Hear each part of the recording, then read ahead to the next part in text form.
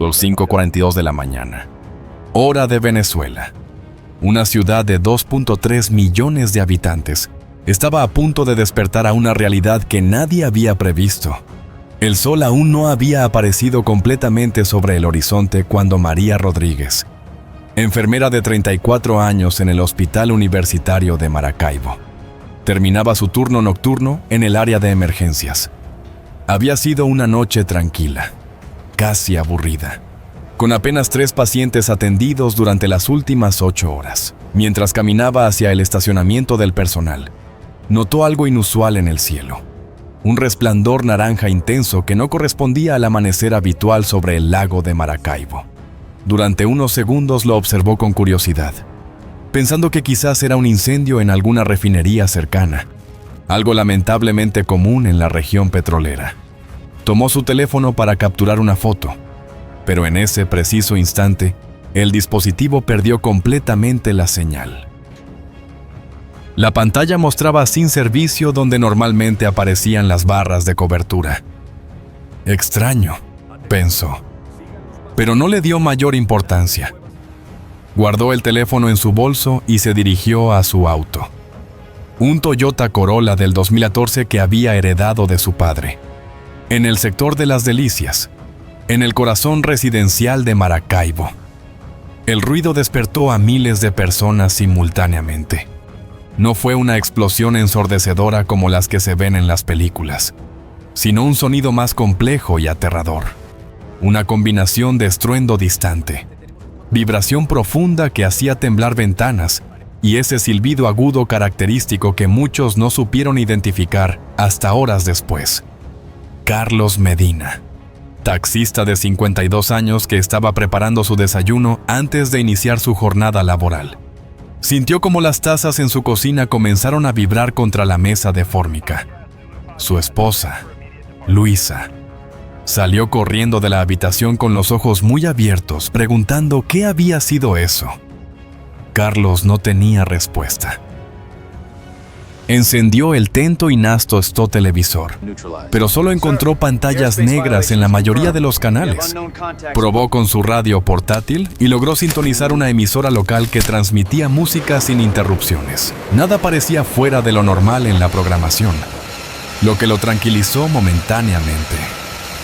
En la avenida Bellavista, una de las arterias principales que conecta el centro de Maracaibo con los sectores residenciales del norte, los semáforos comenzaron a fallar de manera errática. Algunos parpadeaban en ámbar continuo. Otros simplemente se apagaron y unos pocos permanecieron en verde en todas direcciones simultáneamente, creando situaciones potencialmente peligrosas en las intersecciones más transitadas. El agente de tránsito, Ramón Villalobos, quien llevaba 19 años regulando el flujo vehicular en la ciudad, notó la anomalía desde su puesto en la intersección de Bellavista con la Avenida X. Intentó comunicarse con la central de control de tráfico usando su radio portátil, pero solo recibió estática. Probó con su teléfono celular y descubrió, igual que María Rodríguez minutos antes, que no había señal. Una sensación incómoda comenzó a instalarse en su estómago. En sus casi 2 décadas de servicio, nunca había visto un fallo tan generalizado de comunicaciones. La terminal de pasajeros de Maracaibo, ubicada en la zona sur de la ciudad, comenzaba a llenarse con viajeros que tenían rutas programadas hacia Caracas, Valencia y otras ciudades del interior. Aproximadamente 200 personas esperaban en las salas de espera, cuando los televisores que normalmente mostraban canales de noticias y entretenimiento se fueron apagando uno tras otro. El personal de la terminal tampoco podía comunicarse con las oficinas centrales. Los sistemas de venta de boletos que funcionaban mediante conexión a Internet quedaron completamente inoperativos. Sandra Pérez, supervisora de turno, intentó mantener la calma mientras explicaba a los pasajeros cada vez más ansiosos que se trataba probablemente de una falla eléctrica temporal que se resolvería pronto. Pero cuando intentó usar el teléfono fijo de la oficina y descubrió que tampoco funcionaba, su confianza comenzó a debilitarse. En el sector de Cañada Honda, al oeste de la ciudad, el agua dejó de salir de los grifos sin previo aviso. La familia Gutiérrez estaba preparando el desayuno cuando notaron que el flujo de agua disminuyó a un goteo y luego se detuvo completamente. Esto no era del todo inusual en Maracaibo, donde los problemas con el suministro de agua eran relativamente frecuentes. Pero la sincronización con los otros eventos comenzaba a crear un patrón inquietante.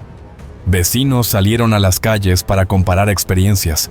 Todos reportaban lo mismo. Sin agua, sin señal de teléfono, televisores, sin transmisión. Algunos mencionaron haber escuchado ruidos extraños en el cielo antes del amanecer. Las especulaciones comenzaron a circular. Algunos hablaban de un terremoto, aunque nadie había sentido movimientos sísmicos claros. Otros mencionaban problemas en la planta eléctrica de Zulia. Los más imaginativos sugerían un ataque, aunque esa palabra se pronunciaba en voz baja casi con vergüenza, como si verbalizarla pudiera hacerla real. En el hospital universitario, María Rodríguez intentaba salir del estacionamiento cuando notó que una fila inusualmente larga de vehículos bloqueaba la salida. Bajó de su auto y caminó hacia la entrada principal para entender qué estaba sucediendo. Lo que vio la dejó helada. Decenas de personas llegaban al área de emergencias con heridas variadas, cortes por vidrios rotos, contusiones por caídas, ataques de pánico, crisis de ansiedad. El personal médico del turno diurno, que apenas estaba llegando, corría de un lado a otro intentando organizar la atención. La doctora Patricia Ramos, jefa de emergencias, gritaba instrucciones mientras intentaba entender la magnitud de lo que estaba ocurriendo.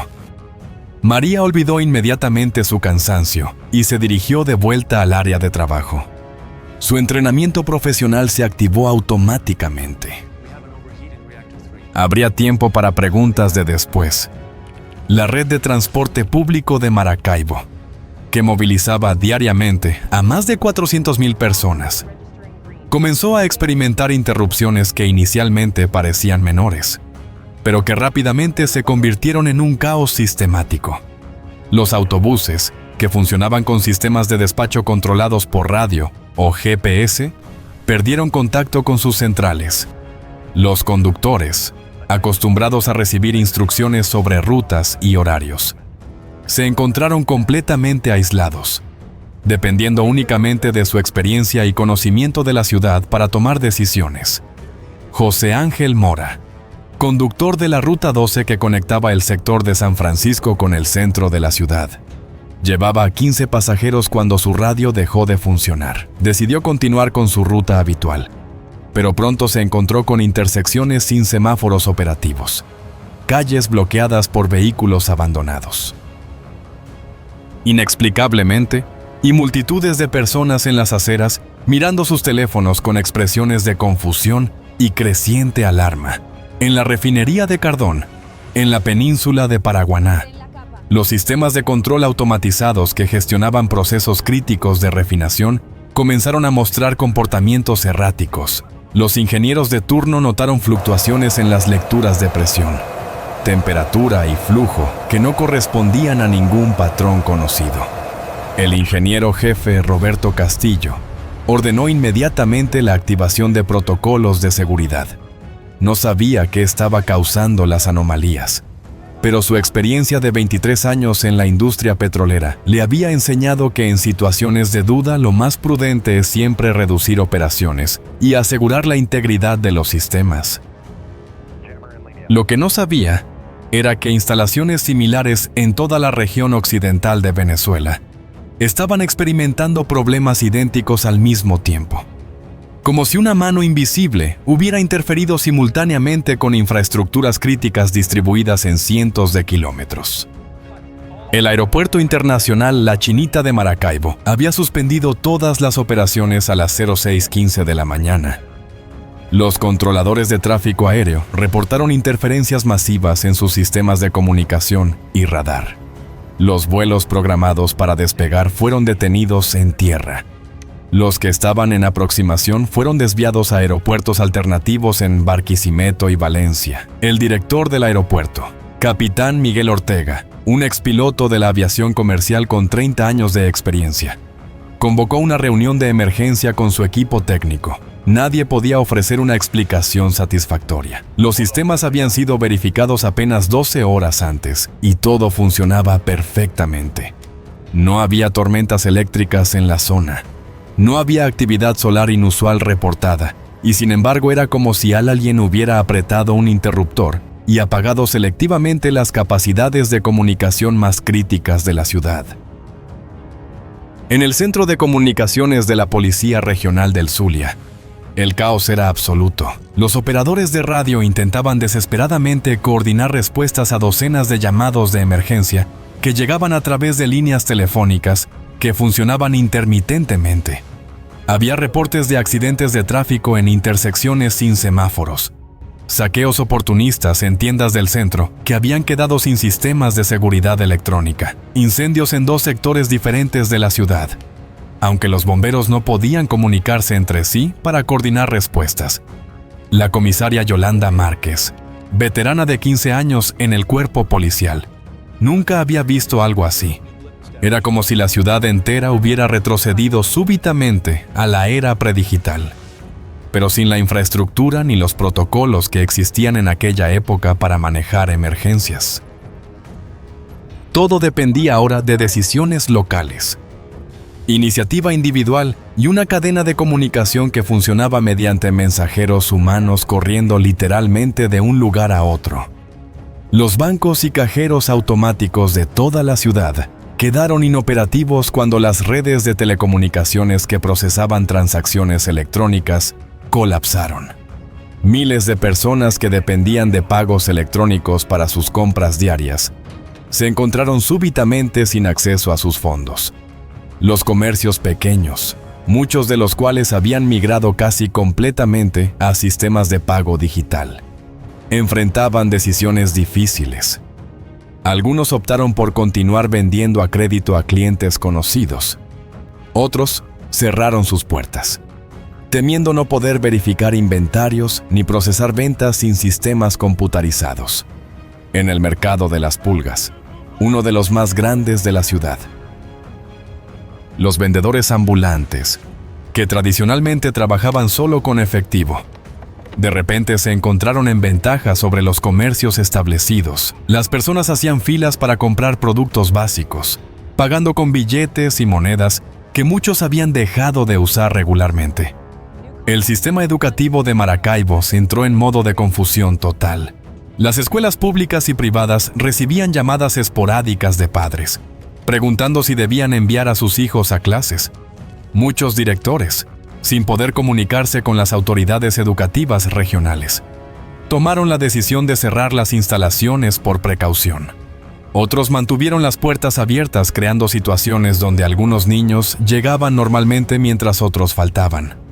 La profesora Elena Morales, con 25 años de experiencia enseñando 3er grado en la Escuela Básica Simón Bolívar del sector de Santa Lucía, se encontró con solo 8 de sus 32 estudiantes habituales. Intentó mantener una rutina normal, pero los niños estaban agitados haciendo preguntas sobre por qué sus padres parecían preocupados esa mañana. ¿Por qué algunos de sus amigos no habían venido? ¿Por qué la maestra no podía llamar a sus casas para verificar ausencias? A las 08:30 de la mañana, aproximadamente 3 horas después de los primeros indicios de problemas, la ciudad de Maracaibo funcionaba en lo que solo puede describirse como un estado de semicolapso controlado. La mayoría de las personas habían logrado llegar a sus trabajos, escuelas o destinos matutinos, pero lo habían hecho navegando un laberinto de obstáculos que normalmente no existían. El comercio continuaba, pero de manera mucho más lenta y caótica. Los servicios de emergencia respondían a llamados, pero con retrasos significativos y coordinación limitada. Y sobre todo esto, flotaba una pregunta que nadie podía responder satisfactoriamente. ¿Qué había causado todo esto? Las primeras teorías comenzaron a circular en conversaciones cara a cara, ya que las redes sociales no funcionaban para la mayoría. Algunos insistían en un problema técnico masivo. quizás un virus informático que había atacado infraestructuras críticas. Otros hablaban de sabotaje interno, grupos criminales o incluso acciones del gobierno nacional para algún propósito oscuro. Los más informados, o quizás los más paranoides, comenzaban a mencionar la posibilidad de un ataque externo, aunque la naturaleza selectiva de los daños, que afectaba comunicaciones e infraestructura digital, pero dejaba intactos edificios y estructuras físicas, no correspondía al patrón de ningún ataque militar convencional conocido. En el barrio de Lala Lago, un sector de clase trabajadora en la zona noreste de la ciudad, la familia González se reunió alrededor de su radio portátil, uno de los pocos dispositivos que aún funcionaba de manera confiable. Finalmente, a las 9:07 horas, una emisora local interrumpió su programación musical con un boletín especial. La voz de Lila Siest, locutor, habitualmente jovial y relajada, sonaba tensa y cuidadosamente controlada. Informaba que autoridades municipales y regionales estaban evaluando una situación de emergencia que afectaba servicios de comunicación y algunas infraestructuras críticas en Maracaibo y otras ciudades de la región zuliana. Se pedía a la población mantener la calma, evitar desplazamientos innecesarios y estar atentos a futuras instrucciones. No se proporcionaban detalles sobre la causa de la situación, ni sobre cuánto tiempo se esperaba que durara. El mensaje era frustrantemente vago, planteando más preguntas que respuestas, pero al menos confirmaba que lo que las personas estaban experimentando no era imaginación ni una serie de coincidencias. María Rodríguez, que ahora llevaba más de 12 horas trabajando sin descanso en el hospital, finalmente tuvo un momento para sentarse en la sala de descanso del personal. Sus manos temblaban ligeramente por la adrenalina y el cansancio acumulado. Había atendido a 23 pacientes durante las últimas horas, la mayoría con lesiones relativamente menores, pero algunos casos más serios que requerían cirugía. El quirófano funcionaba con generadores de emergencia, pero el suministro de combustible no era infinito. Los administradores del hospital ya estaban haciendo cálculos sobre cuánto tiempo podrían mantener operaciones críticas. María cerró los ojos por un momento intentando procesar todo lo que había visto.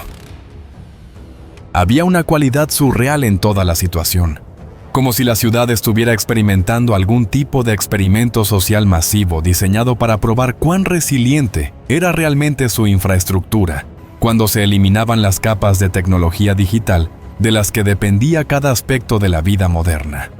El taxista Carlos Medina había decidido continuar trabajando a pesar de la situación caótica. Razonó que las personas necesitarían transporte más que nunca si el sistema de autobuses no funcionaba correctamente. Lo que no anticipó fue la demanda absolutamente abrumadora. En las primeras 2 horas después de salir de su casa, transportó a 14 pasajeros, casi el doble de su promedio habitual. Pero lo que realmente lo impactó fueron las historias que escuchaba. Una mujer mayor que intentaba llegar al hospital para verificar el estado de su esposo, que había sido ingresado la noche anterior sin poder llamar para obtener información.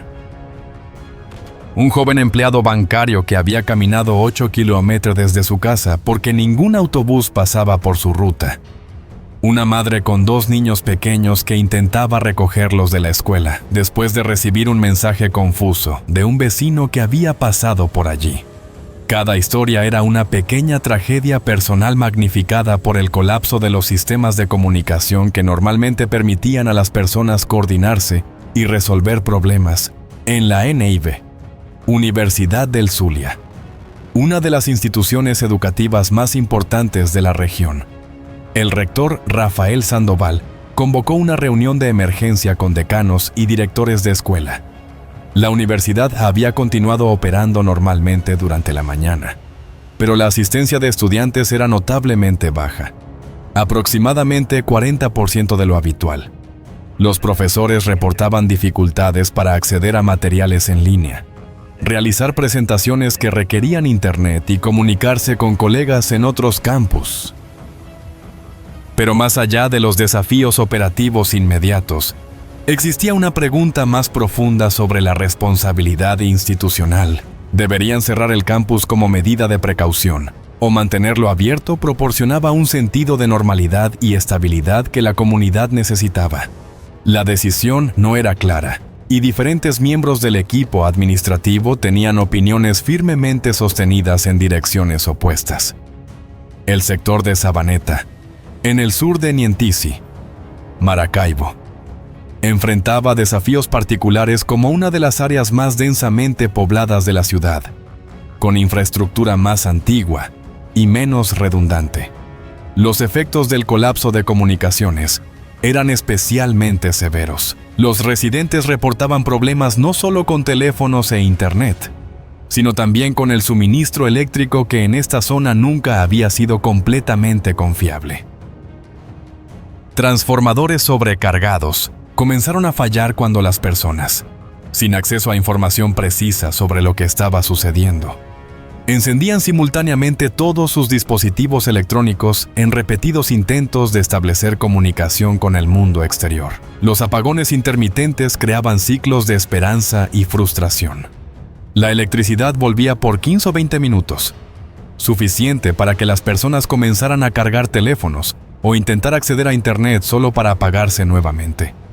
Justo cuando parecía que la conexión podría establecerse, los hospitales privados de la ciudad, generalmente mejor equipados que sus contrapartes públicas, tampoco estaban preparados para una interrupción tan completa de servicios de comunicación. La Clínica Maracaibo, ubicada en el sector de Tierra Negra, tenía que coordinar manualmente todos los aspectos de la atención al paciente que normalmente se gestionaban electrónicamente. Las historias médicas digitales eran inaccesibles. Los sistemas de programación de cirugías no funcionaban. Las órdenes de medicamentos tenían que escribirse a mano y verificarse físicamente en la farmacia del hospital. La doctora Carmen Villegas, cirujana cardiovascular con 18 años de experiencia, tuvo que posponer una operación programada porque no podía acceder a los estudios previos del paciente que estaban almacenados digitalmente. Era una situación absurda. Tenía las habilidades, el equipo y el personal necesario para realizar el procedimiento, pero le faltaba información crítica que normalmente estaría disponible con un simple clic. Las estaciones de servicio de gasolina en toda la ciudad enfrentaban una situación peculiar. Sus tanques estaban llenos. Sus bombas funcionaban mecánicamente, pero los sistemas de pago electrónico no operaban. Algunas decidieron vender solo por efectivo, lo que creó filas de vehículos cuyos conductores habían formado el hábito de pagar con tarjetas y no llevaban dinero en metálico. Otras simplemente cerraron, temiendo no poder llevar registros precisos de ventas sin sus sistemas computarizados.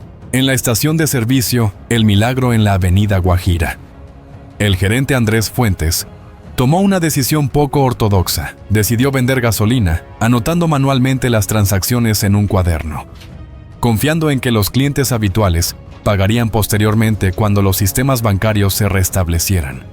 Era un acto de fe en la honestidad humana que habría sido impensable en circunstancias normales. Pero estas no eran circunstancias normales.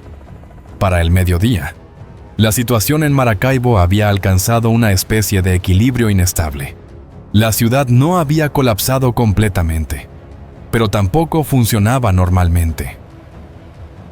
Las personas habían comenzado a adaptarse recurriendo a soluciones improvisadas que recordaban formas de vida de décadas anteriores. Los comerciantes llevaban libros de cuentas manuales. Las familias enviaban mensajeros físicos para coordinar planes. Los médicos escribían recetas a mano en papel. Los profesores usaban pizarrones en lugar de presentaciones digitales. Era como si la ciudad hubiera sido forzada a participar en un experimento social masivo sobre vulnerabilidad tecnológica y resiliencia humana. Sin embargo, debajo de esta aparente adaptación crecían tensiones más profundas. Las personas querían respuestas. Querían saber qué había causado esta interrupción masiva de servicios. Querían saber cuándo se restablecerían las comunicaciones y, sobre todo, querían saber si estaban seguros. Los rumores se multiplicaban en ausencia de información oficial confiable. Algunos hablaban de una guerra cibernética. Otros mencionaban experimentos militares que habían salido mal. Los más apocalípticos sugerían que esto era solo el comienzo de algo mucho peor, sin redes sociales ni medios de comunicación masivos funcionando normalmente. Era imposible verificar o desmentir ninguna de estas teorías, por lo que todas circulaban simultáneamente, compitiendo por credibilidad en conversaciones de calle y reuniones informales. En el Palacio de Gobierno Regional, el gobernador del estado, Zulia, junto con su gabinete de seguridad, intentaba coordinar una respuesta coherente a la crisis, pero enfrentaban el mismo problema que todos los demás. Sin comunicaciones confiables, la coordinación era extremadamente difícil. Los mensajeros en motocicletas se habían convertido en el principal medio de comunicación entre diferentes agencias gubernamentales. Tomaba 30 minutos enviar un mensaje y recibir una respuesta comparado con los segundos que habría tomado un correo electrónico o una llamada telefónica. Las decisiones que normalmente se tomarían rápidamente después de consultas con múltiples expertos ahora requerían horas de deliberación, porque simplemente reunir a las personas relevantes en el mismo lugar físico era un desafío logístico. Los mercados al aire libre de la ciudad experimentaron un resurgimiento inesperado. Lugares como el mercado principal, que había visto declinar su importancia a medida que más personas compraban en supermercados modernos con sistemas de inventario digital, de repente se llenaron de compradores. Aquí el comercio continuaba como siempre lo había hecho. Productos físicos intercambiados por dinero físico sin necesidad de internet. Tarjetas de crédito o sistemas electrónicos. Los vendedores, muchos de ellos, personas mayores que recordaban una época antes de la digitalización. Casi parecían disfrutar el momento. Siempre supimos que toda esa tecnología no era confiable, comentó don Ramón, un vendedor de verduras de 68 años que llevaba 40 años en el mismo puesto del mercado. No era exactamente un sentimiento de satisfacción, pero sí cierta validación de su elección de mantener métodos tradicionales de negocio. Las iglesias de la ciudad se llenaron de manera inusual para un día de semana, sin explicaciones racionales satisfactorias sobre lo que estaba sucediendo. Muchas personas buscaban consuelo y orientación en sus tradiciones espirituales. El padre Gustavo Moreno, párroco de la iglesia de San Sebastián en el centro de Maracaibo, celebró 3 misas especiales durante el día, algo sin precedentes para un día laboral normal. Durante sus homilías, cuidadosamente evitaba especular sobre causas políticas o militares, enfocándose, en cambio, en mensajes de paciencia, solidaridad comunitaria y fe en que la situación se resolvería. Pero después de cada misa, en conversaciones privadas con feligreses, escuchaba las mismas preocupaciones repetidas una y otra vez. Las personas estaban asustadas no solo por la interrupción de servicios, sino por lo que podría significar. ¿Era esto un preludio de algo peor? Deberían evacuar la ciudad. ¿Cómo protegerían a sus familias si la situación empeoraba? Los sistemas de distribución de alimentos comenzaron a mostrar tensión a medida que avanzaba el día. Los supermercados, sin poder reabastecerse mediante sus sistemas automatizados de pedido y entrega, empezaron a quedarse sin productos frescos. Los camiones de distribución no podían coordinar rutas sin GPS ni comunicación con sus centrales. Los almacenes no podían procesar pedidos sin sus sistemas computarizados. En circunstancias normales, esto habría sido manejable durante 1 o 2 días, pero nadie sabía cuánto duraría la interrupción. Los gerentes de tienda comenzaron a racionar productos básicos como leche, pan y agua embotellada, limitando la cantidad que cada cliente podía comprar. Esto generó tensiones y discusiones.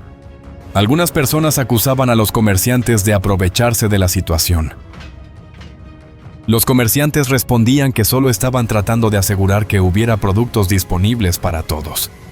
En las afueras de la ciudad, en áreas rurales y semirurales, la situación era paradójicamente mejor. Comunidades que nunca habían dependido fuertemente de comunicaciones digitales o infraestructura tecnológica compleja continuaban funcionando casi normalmente. Los agricultores seguían trabajando sus tierras, Los pequeños comercios locales seguían vendiendo. Las escuelas rurales seguían impartiendo clases. Era como si hubiera dos Maracaibos paralelos. La ciudad moderna y digitalizada que luchaba con el colapso de sus sistemas y la ciudad tradicional y menos tecnificada que simplemente continuaba como siempre. Los residentes de estas áreas periféricas incluso comenzaron a recibir visitas de familiares de zonas más urbanas, buscando refugio temporal de la confusión y la incertidumbre del centro de la ciudad. Para la tarde, aproximadamente 10 horas después del inicio de la crisis, comenzaron a aparecer los primeros signos de restauración parcial de servicios. Algunas líneas telefónicas fijas comenzaron a funcionar intermitentemente. Ciertos sectores recuperaron acceso a Internet, aunque la conectividad era lenta e inestable. Los semáforos en algunas intersecciones principales volvieron a operar, pero la mejora era desigual e impredecible. Un sector tendría servicio durante 1 hora, luego lo perdería nuevamente. Otro sector permanecería completamente sin comunicaciones. No había un patrón claro, lo que hacía imposible saber si se trataba de una recuperación genuina o simplemente fluctuaciones temporales en sistemas dañados. El hospital universitario finalmente tuvo que tomar decisiones difíciles sobre el triage de pacientes, con suministros de combustible para generadores disminuyendo y sin certeza sobre cuándo se restablecería el servicio eléctrico normal. El personal médico tuvo que priorizar casos críticos y posponer procedimientos que podían esperar. María Rodríguez, que ahora llevaba casi 15 horas trabajando continuamente, se encontró teniendo que explicar a una pareja que la cirugía programada para su hijo tendría que posponerse hasta que la situación se estabilizara. Ver la angustia en sus rostros fue una de las experiencias más difíciles de su carrera. No era una decisión médica basada en la condición del paciente, sino una decisión logística basada en recursos limitados. Era un recordatorio brutal de cuán dependiente se había vuelto la medicina moderna de infraestructuras complejas que normalmente daban por sentadas. Las escuelas, que habían permanecido abiertas durante el día, comenzaron a cerrar temprano cuando quedó claro que muchos padres no podían comunicarse para coordinar el recogido de sus hijos. Los directores tomaron la decisión de enviar a los niños a casa con vecinos o familiares conocidos, en lugar de mantenerlos en las instalaciones indefinidamente. La profesora Elena Morales acompañó personalmente a 3 de sus estudiantes hasta sus hogares, caminando más de 2 kilómetros bajo el sol intenso de la tarde maravina, porque los sistemas de transporte seguían funcionando de manera errática. Cuando finalmente llegó a su propia casa al anochecer, estaba física y emocionalmente exhausta, pero también sentía una extraña satisfacción. En un día donde los sistemas complejos habían fallado, las acciones humanas simples y directas habían mantenido funcionando a la comunidad. A medida que caía la noche sobre Maracaibo, la ciudad presentaba un aspecto inusualmente oscuro, sin alumbrado público en muchos sectores y con muchas residencias, conservando electricidad para necesidades esenciales. En lugar de iluminación externa, Maracaibo parecía haber retrocedido décadas en el tiempo. Las calles estaban más vacías de lo habitual. Las personas habían optado por quedarse en casa con sus familias, en lugar de arriesgarse a quedar varados en algún lugar sin forma de comunicarse o regresar. Los pocos negocios que permanecían abiertos lo hacían con iluminación mínima, creando islas de luz en un mar de oscuridad.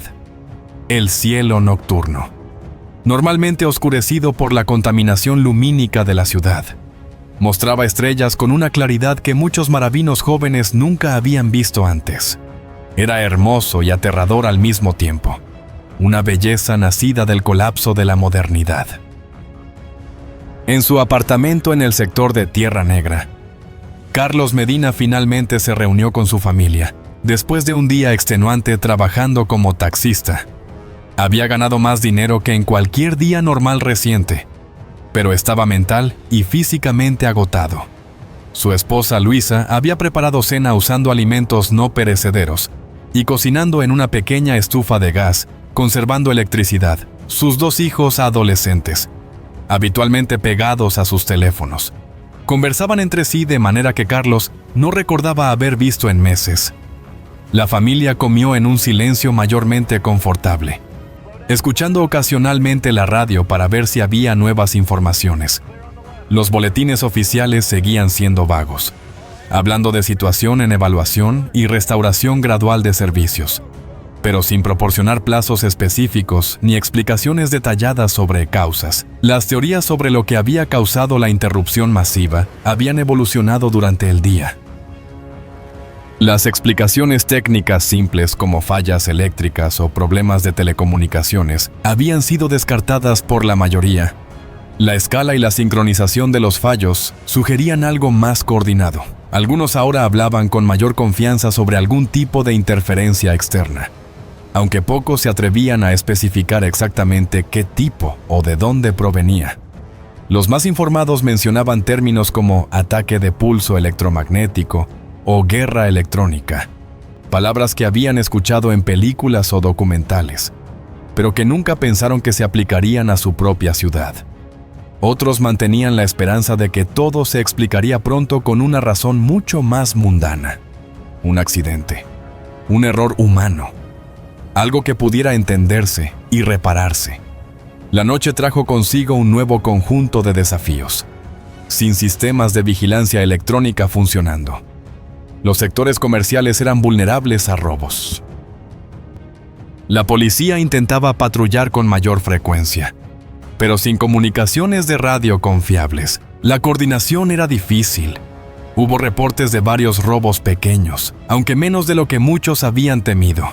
La mayoría de las personas parecían estar unidas en la comprensión de que todos enfrentaban la misma crisis y que aprovecharse de la situación solo empeoraría las cosas para todos. Había una solidaridad silenciosa emergiendo, no porque las personas se hubieran vuelto súbitamente más virtuosas, sino porque enfrentaban una amenaza común que no entendían completamente. En el hospital universitario, el turno de noche comenzó con niveles de personal reducidos. Muchos trabajadores que vivían lejos no podían llegar al hospital sin transporte público funcionando normalmente. María Rodríguez, que había planeado irse a casa hacía horas, decidió quedarse para su segundo turno consecutivo. Simplemente no había suficiente personal para manejar los casos que seguían llegando. Su supervisor intentó enviarla a casa preocupado por su agotamiento, pero ella insistió en quedarse. Dormiría unas horas en la sala de descanso y continuaría trabajando. Era lo que se necesitaba hacer. Cuando finalmente se acostó en un catre improvisado alrededor de las 11 de la noche, su último pensamiento antes de quedarse dormida fue una pregunta simple pero profunda. ¿Cómo pudo una ciudad de más de 2 millones de personas volverse tan vulnerable tan rápidamente? Los medios de comunicación que aún podían transmitir, principalmente estaciones de radio que operaban con generadores y sistemas de transmisión analógicos más antiguos, comenzaron a desempeñar un papel crítico como fuente de información y punto de unión comunitaria. Las personas llamaban a estas estaciones desde los pocos teléfonos fijos que funcionaban, compartiendo información sobre qué sectores tenían electricidad, qué tiendas estaban abiertas, qué rutas de autobús operaban. Las estaciones se convirtieron en centros de coordinación informal, conectando personas que necesitaban ayuda con personas que podían proporcionarla. Alguien llamaba buscando insulina para un familiar diabético y minutos después otra persona llamaba ofreciendo compartir sus reservas. No era un sistema eficiente comparado con las redes sociales y aplicaciones móviles que normalmente facilitaban estas conexiones, pero funcionaba a través de la voluntad humana y la solidaridad comunitaria. El segundo día amaneció sin cambios dramáticos en la situación. Maracaibo seguía funcionando en modo de emergencia reducido. Algunos servicios habían mejorado marginalmente, otros habían empeorado. El patrón era de fluctuación constante sin una tendencia clara hacia la recuperación o el deterioro adicional. Las personas comenzaron a organizarse para el largo plazo, reconociendo que esto podría no resolverse en cuestión de horas, sino de días o incluso semanas. Los comercios establecieron nuevos procedimientos de operación. Las escuelas anunciaron cierre temporal hasta que la situación se aclarara. Las empresas permitieron que los empleados trabajaran desde casa cuando era posible. Aunque sin internet la productividad era mínima. La vida continuaba, pero en un modo radicalmente alterado que requería creatividad, paciencia y cooperación constantes. En retrospectiva, lo que quizás fue más notable sobre la crisis de Maracaibo no fue cuán mal funcionó la ciudad sin sus sistemas digitales, sino cuán bien logró adaptarse en tan poco tiempo. Las personas encontraron formas de comunicarse, comerciar, trabajar y cuidarse mutuamente sin las herramientas tecnológicas que habían llegado a considerar indispensables. Vecinos que apenas se conocían comenzaron a ayudarse mutuamente. Comerciantes compartían suministros. Profesionales ofrecían servicios gratuitamente a quienes los necesitaban. No era una utopía. Había tensiones, conflictos y momentos de desesperación. Pero también había una resiliencia humana profunda que emergió cuando los sistemas complejos fallaron. La pregunta que permanecía sin respuesta era la más fundamental. ¿Qué había causado todo esto? Las autoridades continuaban siendo evasivas en sus comunicados públicos, hablando en términos generales de situación bajo investigación, sin proporcionar detalles específicos. Esta falta de transparencia alimentaba especulaciones cada vez más elaboradas. Algunos creían que el gobierno sabía exactamente qué había pasado, pero no quería crear pánico revelándolo. Otros pensaban que las autoridades estaban tan confundidas como todos los demás. La verdad probablemente estaba en algún punto intermedio. Era una situación compleja que involucraba múltiples factores. Algunos quizás intencionales, otros accidentales y todos interactuando de maneras que nadie había predicho completamente. Para las familias como los Medina, los Gutiérrez y miles de otras en Maracaibo, la crisis planteaba preguntas existenciales sobre la vida moderna. ¿Cuán dependientes deberían permitirse ser de sistemas tecnológicos que podían fallar de manera tan catastrófica?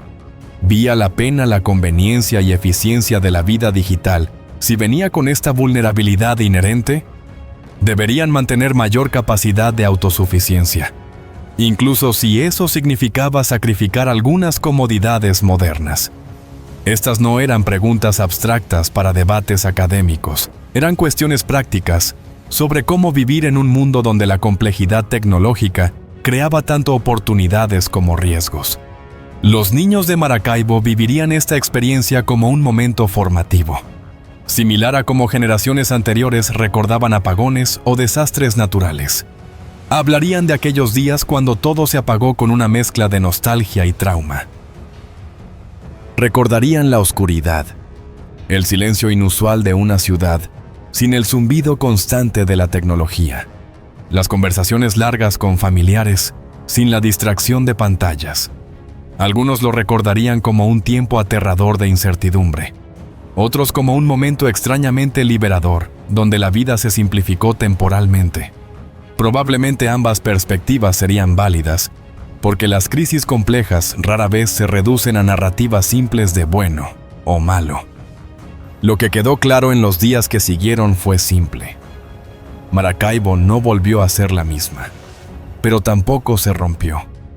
El fallo dejó al descubierto una cadena de dependencias que la ciudad daba por garantizada: comunicaciones, energía, transporte, salud, pagos y abastecimiento.